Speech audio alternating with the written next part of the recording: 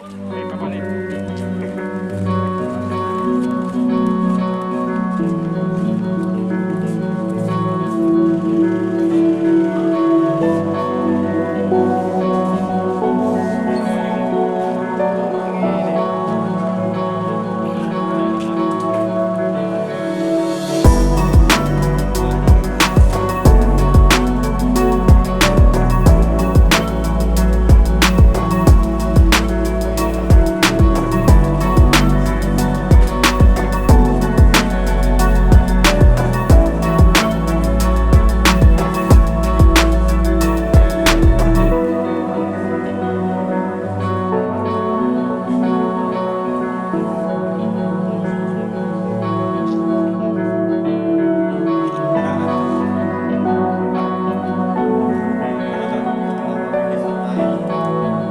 Adapun untuk modusnya, untuk pertarungan ini diawali dengan viralnya di salah satu akun media sosial akan adanya pertarungan di satu tempat.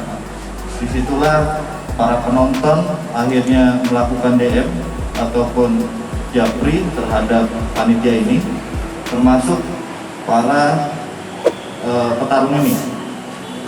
Adapun dari petarung ini dijanjikan sekitar 10% dari penjualan tiket ataupun 1,5 juta. Dan untuk para penonton ini ditarik uang tiket sekitar 10.000 per orang. Setelah itu terjadi pertarungan